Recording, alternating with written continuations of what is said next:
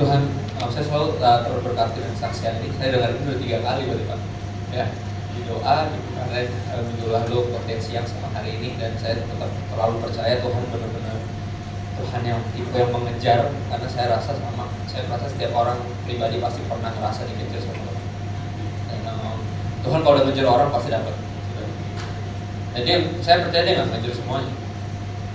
Dia nggak ngejar semuanya. Jadi kalau sudah dikejar sama Tuhan, jangan lari lebih lanjut, capek lari dari dia, karena dia pasti dia ada di mana aja, kita nggak bisa lari. Oke, sebelum kita mulai bagian kedua dari khotbah ini, kita berdoa lagi sebentar untuk meminta firman Tuhan. Terima kasih Tuhan buat kesempatan hari ini kami masih bangun lagi untuk mengenal Tuhan.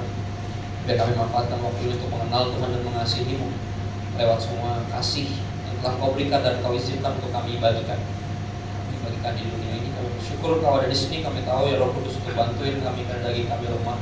Ya biar Roh kami yang penurut Kau peluk ya Roh Kudus untuk bawa kami ke dalam pengenalan yang lebih tentang Kau dan cinta yang semakin didewasakan dalam Tuhan. Dalam nama Yesus kami berdoa dan bersyukur, dan tahu doa kami bukan cuma didengar tapi dikabulkan. Amin.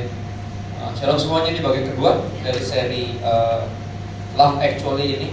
Saya pakai istilah Love Actually itu dari judul film, dan semoga ini bisa secepatnya masuk di YouTube karena akan sangat berhubungan. Saya terinspirasi seri ini dari satu buku yang saya baca dari C.S. Lewis, judulnya The Four Loves, 4 jenis kasih. 4 jenis kasih yang udah pernah kita pelajari dulu dari zaman sekolah. Ada storge, ada philia, ada eros, sama ada agape. Dan hari ini setelah storge, minggu lalu kita bahas tentang kasih antar anggota keluarga, biasanya hubungan saudara atau keluarga yang bertambah besar dengan ipar dan segala macam. Hari ini kita akan bahas kasih antar kasih pertemanan, saya bilangnya persahabatan, namanya phileo atau philia. Saya teringat sama film yang cukup terkenal dulu, film di TV judulnya Friends. Itu 10 tahun dari 1994 sampai 2004. Salah satu film yang memberkati saya. Dan di sini hari ini kita akan bahas tentang itu, tentang persahabatan. Saya akan baca beberapa quotes dari Lewis. C.S. Lewis tulis tentang kasih ini. Dia bilang, philia atau phileo ini kasih yang paling tidak alami atau paling tidak naluriah atau nggak biologis. Jadi dan disebut sebagai kasih yang bersyarat. Persahabatan muncul ketika 2 atau lebih orang menemukan bahwa mereka memiliki wawasan atau minat atau selera yang sama yang tidak dimiliki orang-orang lain. Jadi ini jenis kasih yang benar-benar harus ada persamaan. Kalau storge tentang hubungan darah, kita nggak perlu ada persamaan. Kasarnya mau kakak kita serese apapun, itu kakak kita mau nggak mau harus mengasihi dia. Tapi persahabatan ini menarik, harus ada harus ada persamaannya, harus ada persamaan minat, persamaan wawasan, atau biasanya hobi. Makanya kita punya banyak teman biasanya dalam permainan, saya bilang kayak gitu, teman permainan, main band bareng, terus masuk di klub motor bareng, main bola bareng. Pokoknya harus ada permainannya, harus ada persamaannya. Dan disebutnya kasih yang bersyarat. Next boleh, di Yohanes 15 ayat 14 ditulis cukup jelas. Kamu adalah sahabatku jikalau kamu berbuat apa yang kuperintahkan kepadamu. Jadi ini kasih yang bersyarat. Kamu adalah sahabatku jika. Jika enggak bilang kamu adalah saudaraku kalau enggak. Kamu adalah saudaraku karena kamu saudaraku. Karena kita lahir dari mama yang sama, kita masih ada hubungan darah. Entah gimana our extended family, entah gimana kita came across. Tapi kasih jenis ini, philia ini adalah kasih yang bersyarat. Kasih yang bersyarat. C.S. bilang dia muncul dari atau karena kegiatan, agama, profesi, visi, hobi yang sama. Jadi harus ada persamaan. Cinta kasih yang didasarkan pada persamaan.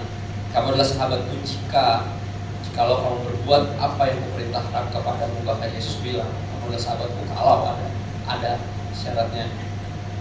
Dan salah satu contoh di Alkitab tentang ini adalah pastinya yang terkenal adalah Daud dan Yonatan. Satu kisah yang kalau saudara nggak percaya, kalau saudara search di Google untuk image dari, boleh diklik next, untuk Daud dan Yonatan, saudara akan ketemu hal-hal yang benar-benar mengagetkan saudara.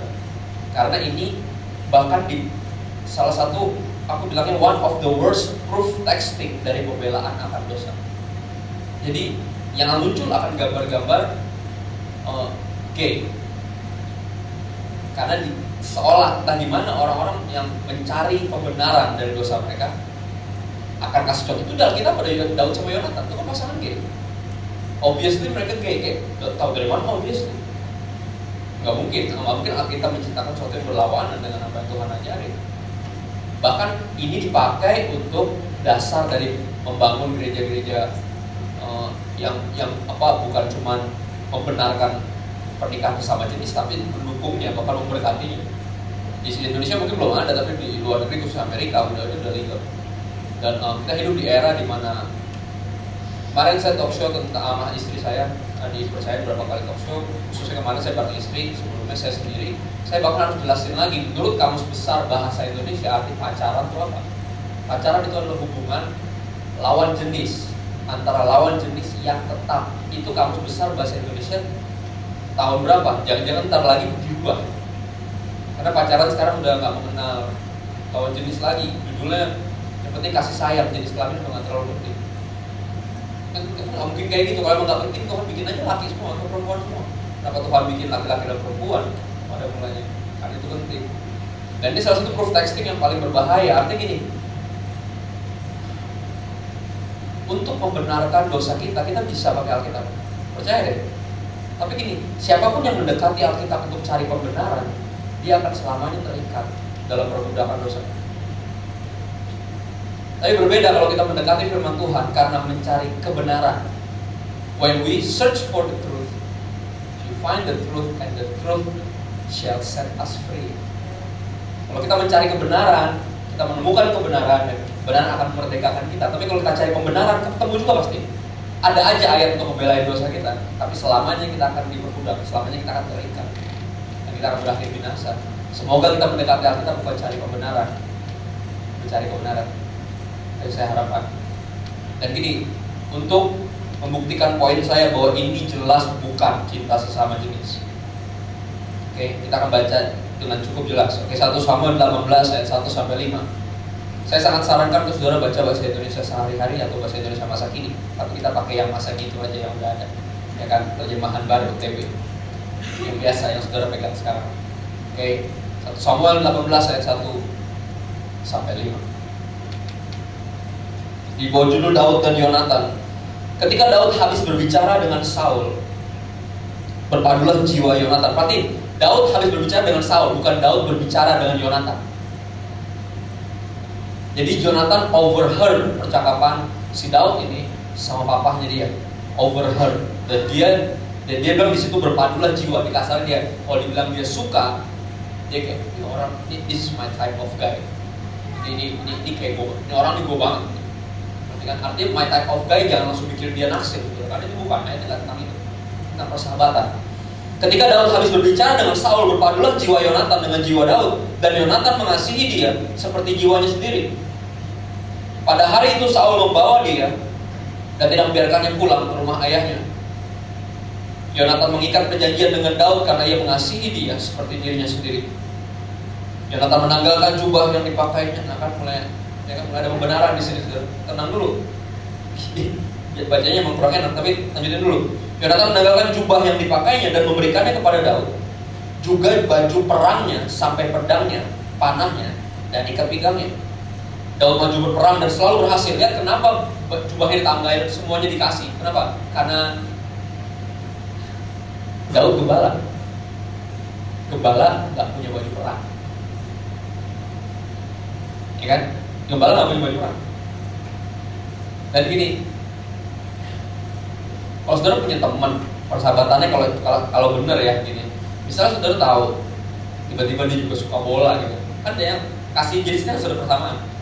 Dan dia ternyata anak kampung, dia nggak punya sepatu bola, nggak punya baju bola, tapi dia berbakat.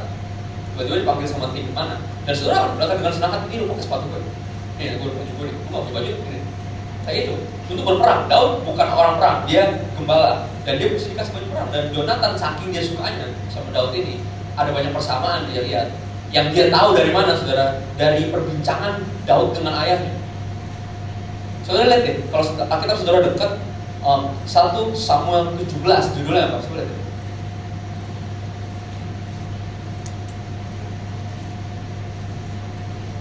Apa judulnya?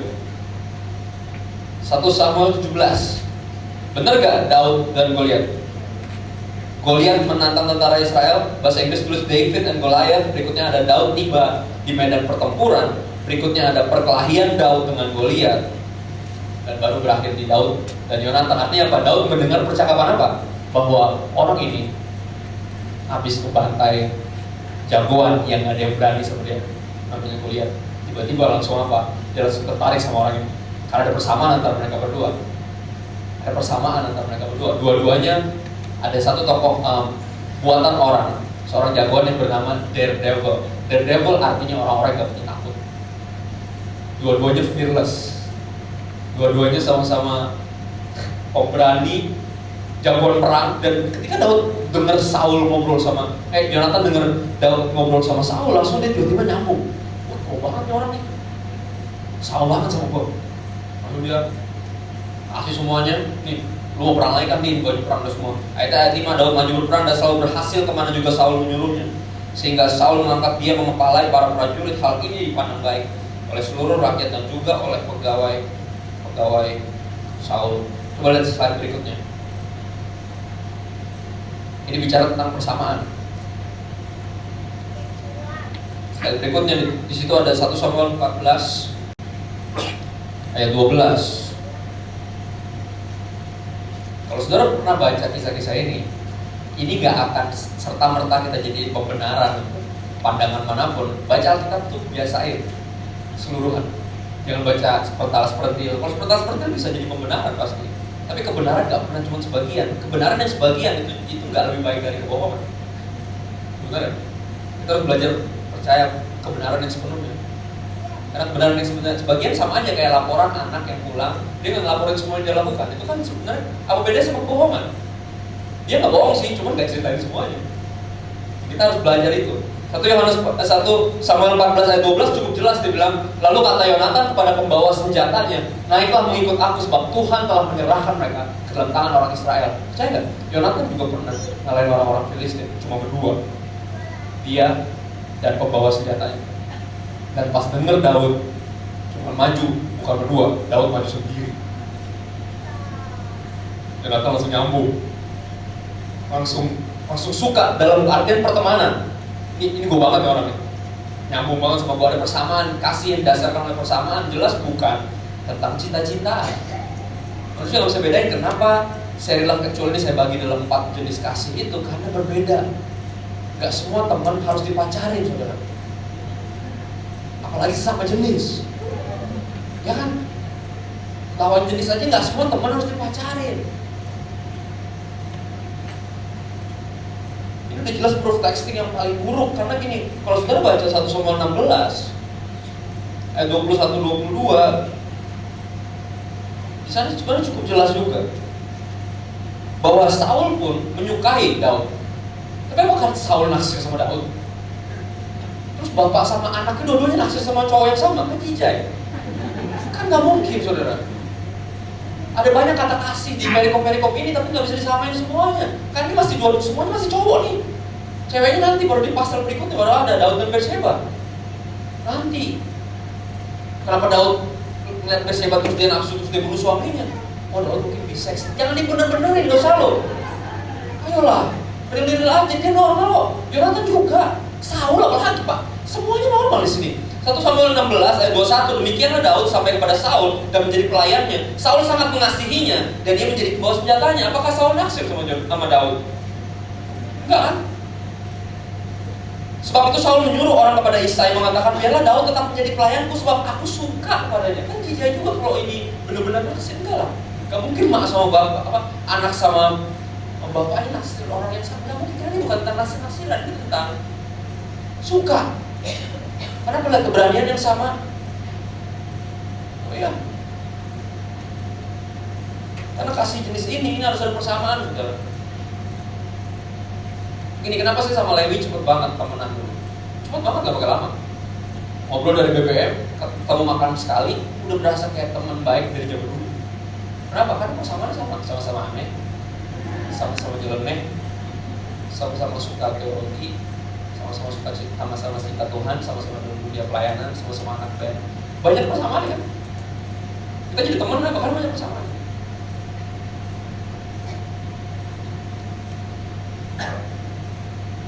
Satu Samuel 18 ayat 16 dikatakan di situ, tetapi seluruh orang Israel dan orang Yehuda mengasihi Daud. Bahkan bukan cuma Saul dan Yonatan yang suka sama Daud, satu Israel suka sama Daud.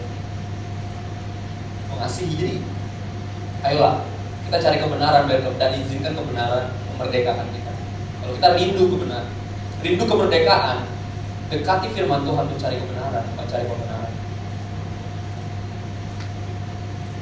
Berikutnya, di Yohanes 15 ayat 15, Yesus mengatakan sesuatu yang sangat indah tentang makna sahabat. Aku tidak menyebut kamu lagi hamba, sebab hamba tidak tahu apa yang diperbuat oleh tuannya. Tapi aku menyebut kamu sahabat. Yang apa artinya? Apa? Kenapa dia menyebut kita sahabat? Karena aku telah memberitahukan kepada kamu segala sesuatu yang telah kudengar dari Bapakku. Benar gak itu terjadi di kisah Daud dan Yonatan? Ingat, Saul beralih dari suka sama Yonatan, suka sama Daud sampai akhirnya iri. Persahabatan berakhir ketika ada iri. Ingat, Storge juga bermasalah. Hubungan antara saudara bermasalah ketika ada yang iri, merasa ada yang lebih disayang dari yang lain, yang kayak gitu-gitu. Iri itu benar-benar ngancurin banyak hal, saudara, khususnya hubungan antara sesama manusia. Dan di sini Saul juga dari suka sama Daud jadi nggak suka, jadi benci. Bahkan karena apa? Daud selalu menang dan orang Israel selalu memuji Daud lebih tinggi dari Saul. Karena pada kenyataannya prestasi dia lebih tinggi.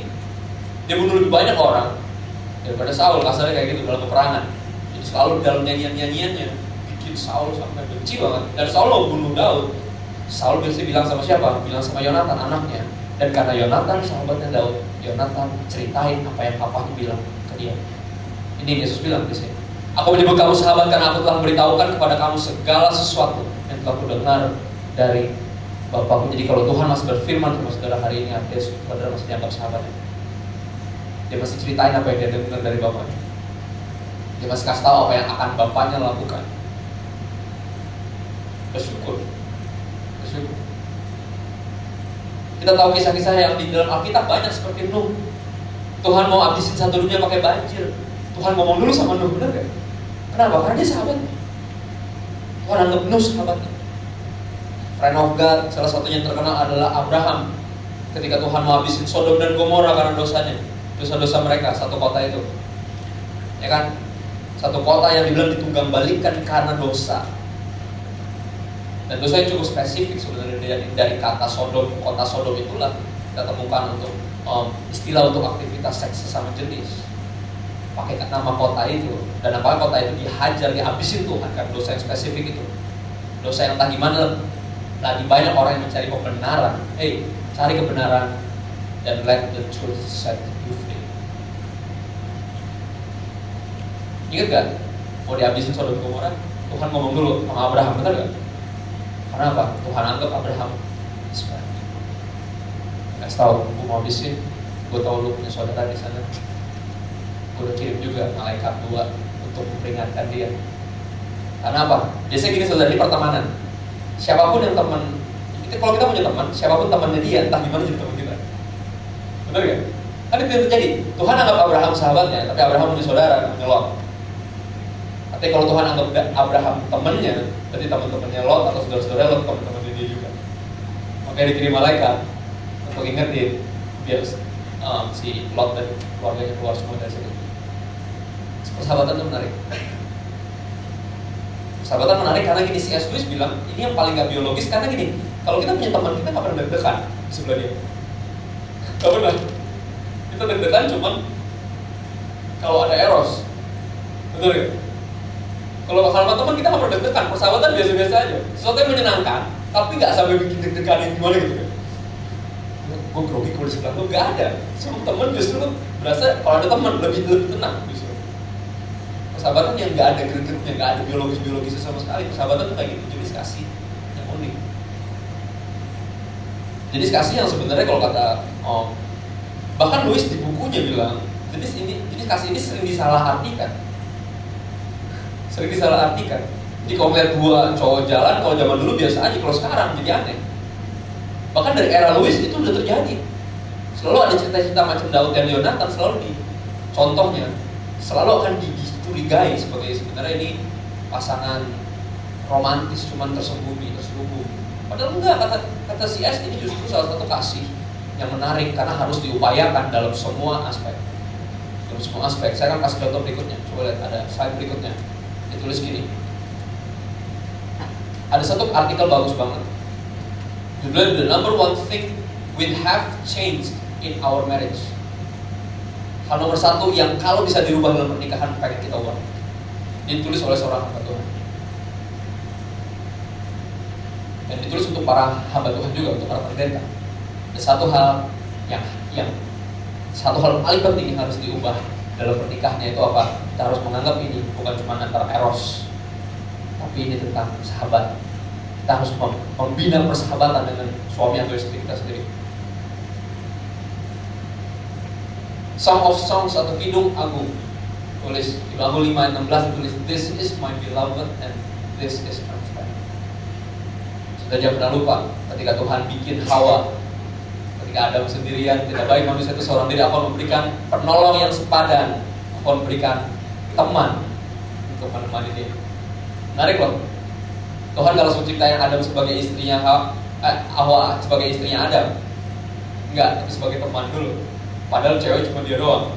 Masalahnya kalau udah disuruh menikah, ya udah pasti sama dia dong, sama binatang memangnya. Tapi bahkan diciptainnya sebagai teman dulu, sebagai mitra, teman. Menarik. Karena ini harus dibina, saudara. Di slide berikut kita akan lihat.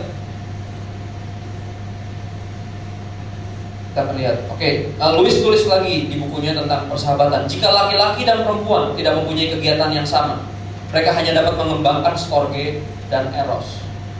Suami saya itu doang. Jadi kayak kakak adik, atau jadi tadi pasangan lawan jenis. Itu doang jadinya.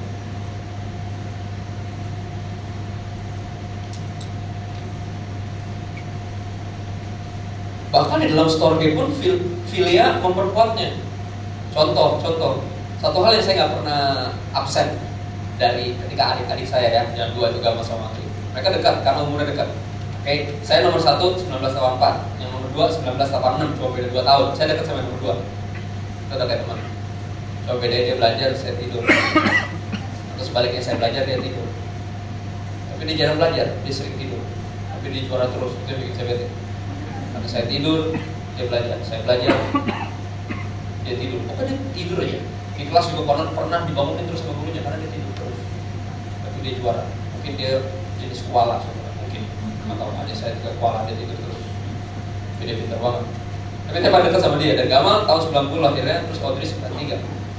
Audrey sama Gamal dekat banget karena umurnya beda dikit. Dan satu hal yang gak pernah absen dari semua wawancara mereka selalu bilang gini, seneng banget. Dan semua bahkan yang komen di YouTube, seneng banget deh melihat mereka kakak adik kompak. Kenapa? Karena ada persahabatan di dalamnya, ada persamaan, dua-duanya suka musik, dua-duanya suka nyanyi, dua-duanya suka banyak hal. Dan itu penting, bahkan di dalam story, di dalam kasih persaudaraan pun, filia memperkuatnya, pertemanan, persahabatan memperkuatnya pun dalam pernikahan. Tadi saya bilang ada slide yang menjelaskan artikel tadi, ditulis di situ, friendship makes a marriage more. Okay? Persahabatan membuat sebuah pernikahan menjadi lebih. Yang pertama resilient, yang kedua natural, forgiving, sacrificial, more Christian, gitu. More fun, pastinya kan banyak persamaan, suka ini, suka itu. Dan yang terakhir yang menarik, saudara, yang paling patut diperhatikan, friendship makes a marriage more safeguarded, lebih aman. Safeguard from what? Mark Driscoll, seorang hamba Tuhan yang saya sangat kagumi, saya bersama istri saya kagumi karena mereka dengan dia dengan istrinya, dengan anak-anaknya bukan cuma membina eros dan storge, tapi dia punya friendship di antara keluarga mereka, fun, ada filia, jelas banget. Pribadi yang paling disukai anak-anaknya itu bukan teman-teman dari mereka sendiri, tapi ayahnya dan ibunya. Paling fun. Dan mereka suami istri sangat fun. Saya kalau ngeliat mereka diwawancara berdua dari yang kasus dan yang terakhir terikat kasus, tapi mereka tetap sayang-sayangan, saudara. Itu yang saya lihat. Karena apa? Pertama kali mereka itu best friend sebelum mereka itu jadi suami istri. Itu penting banget. Penting banget. A godly, genuine, and growing friendship with your spouse helps to safeguard against emotional and or physical adultery. Persahabatan dengan suami atau istri kita membuat pernikahan kita lebih tahan, lebih kebal terhadap perselingkuhan. Menarik. Karena nggak ada lagi pribadi yang lebih saudara suka daripada suami atau istri saudara sendiri. Ini saya pelajari dan ini kita lakukan ya. Aku sama istri aku lakukan karena gini, saya nggak punya best friend, tapi istri saya punya. Dan dia laki-laki, best friend istri saya laki-laki. Tapi apa? Sepanjang pernikahan kita ini kita bina, kita coba bina friendship sampai level di mana ketika kalau saya tanya dia sekarang siapa best friend kamu, dia bisa jawab dengan jujur kayak saya bertumbuh jadi best friend dia. Dan pernikahan artinya apa? Bahkan friendship harus dibina, bukan cuma dalam keluarga, tapi juga dalam pernikahan. Karena ini membuat kasih jadi lebih menyenangkan dan lebih kuat. Kita nggak akan gini, kalau kita berantem sama teman, perhatiin deh, kita berantem sama teman mungkin bisa sampai keras, tapi apa? Nggak lama, kan dia teman kita. Contoh kakak adik yang udah kayak teman-teman main yang kayak gini, Dasin sama Dava, beda setahun. Kerjanya gini saudara, kalau ketemu antara main, berantem, ya kan? Mostly berantem. Tapi gini, kalau tidur peluk-pelukan, itu namanya kakak adik. Pas ketemu antara main, berantem, terus main, pokoknya gitu, tapi nggak pernah lama berantem juga, sampai keras banget, pukul-pukulan. Tapi abis itu nggak lama, berapa detik kemudian, udah main bareng lagi. Kayak nggak ada apa-apa, itu friendship sebenarnya. Bukan cuma karena kakak adik doang. Friendship membuat itu semua jadi fun. Bahkan ketika kita berantem, kita nggak akan berantem kayak musuh. Karena kita tahu kalau dia sakit, yang kalah tuh kita, karena dia bersahabatan. Ada tuh temen gue sendiri, ngapain gue berusaha ngalahin temen gue sendiri. Itu penting, saudara. Yang terakhir, jangan tutup dengan ini. Ada satu hal yang menarik, yang saya bilang, kalau kita percaya bahwa Allah adalah kasih, untuk mempelajari kasih, semua aspek kasih, semua jenis kasih, kita akan menemukan pribadi Tuhan, kasih Tuhan kepada kita. Benar atau benar? Ada ayat, boleh next. Saya nggak bilang ayatnya yang ini, saudara. Ini saya cuma kasih lihat bahwa gini. Yakobus 4 ayat 4 terus gini. Hai kamu orang-orang yang tidak setia, tidakkah kamu tahu bahwa persahabatan dengan dunia adalah permusuhan dengan Allah? Jadi barang siapa hendak menjadi sahabat dunia ini, yang menjadikan dirinya musuh Allah, padahal Allah udah menjadikannya sahabat. Karena apa? Gini, C.S. tulis di bukunya, saya tidak wajib menjadi teman siapapun, dan tidak ada orang di dunia ini yang wajib menjadi teman saya. Persahabatan tuh kayak gitu, nggak ada yang wajib, nggak ada, nggak mesti lu harus jadi teman gua atau nggak ada. Kita nggak punya kewajiban sama sekali untuk jadi teman siapapun. Baru mesti ngerti. Makanya apa? Dibilang ini, barang siapa hendak menjadi sahabat dunia ini, dia menjadikan dirinya musuh Tuhan. Kalau Tuhan terserah, I called you friend, you are my friend. Tapi kalau lo menjadi teman gua, ya udah. Kalau menjadi sahabat yang lain, ya udah, nggak ada yang bisa paksa lo untuk jadi sahabat gua. Nggak bisa.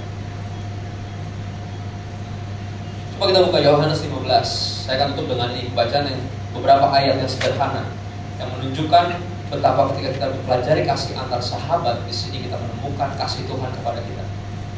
Yang pertama, ingat minggu lalu tentang storge, hubungan darah, hubungan saudara-saudara.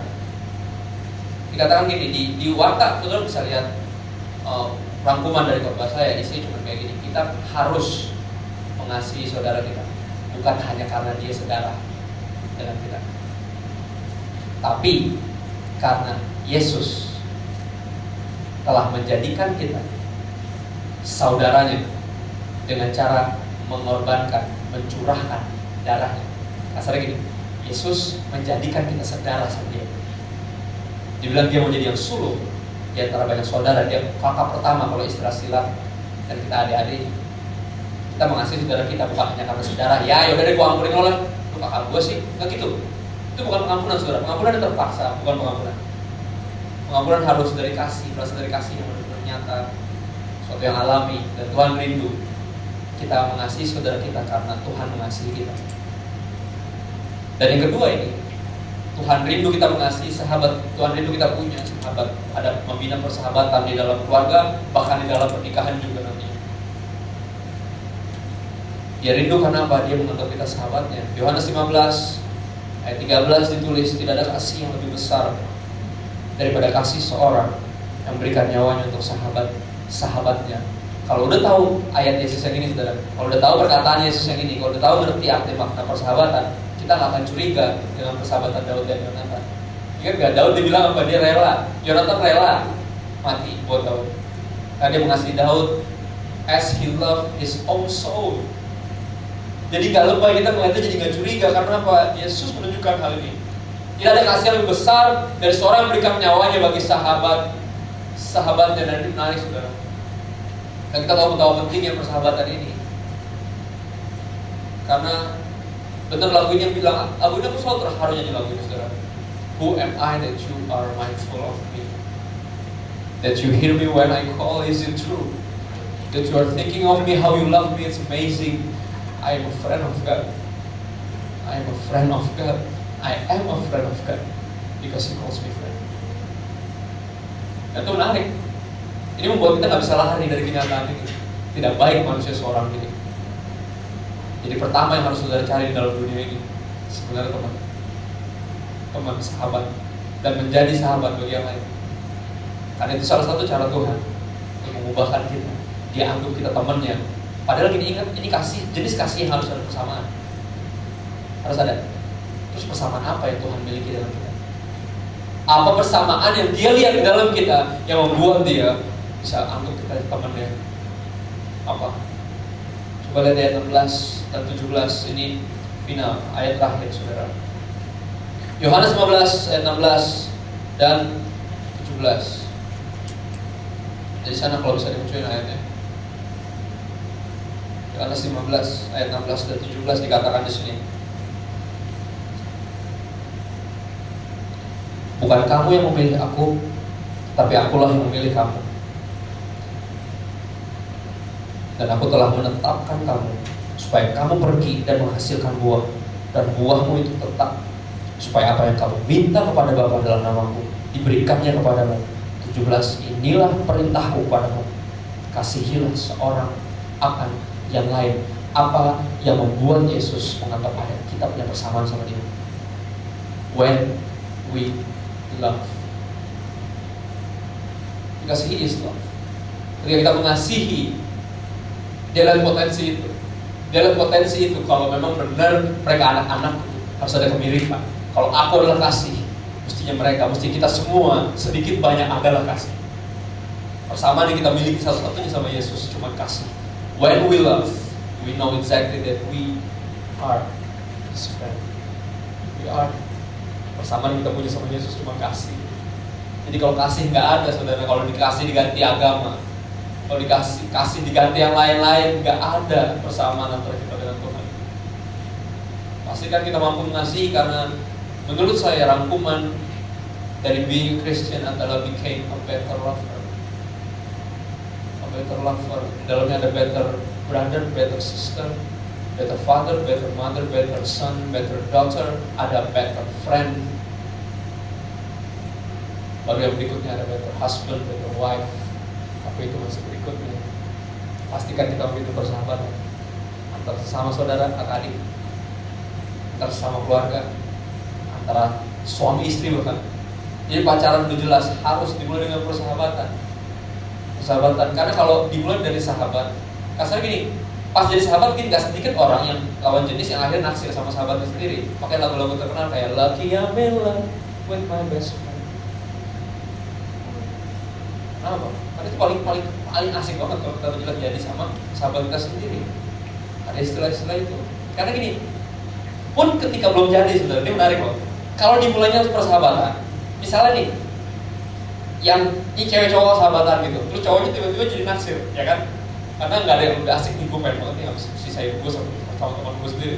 Akhirnya dia tembak, saudara, ya kan? Tau kan nembak? Bukan dibunuh maksudnya, ditembak, ya kan? Mau nggak lo jadi cewek gue? Anggap ya, pahit-pahitnya tuh cewek nggak mau gitu. Tapi gini, mereka jadi musuh nggak? Enggak kan? Karena mulainya apa? Sahabat. Tapi kalau mulainya nggak jelas, baru ketemu 2 kali, terus kata, mau nggak jadi cewek gue? Nggak mau. Habis itu langsung nggak kenal. Kalau cuma teman kenal-kenal biasa, benar nggak? Tapi kalau sahabat, akan terus jadi sahabat.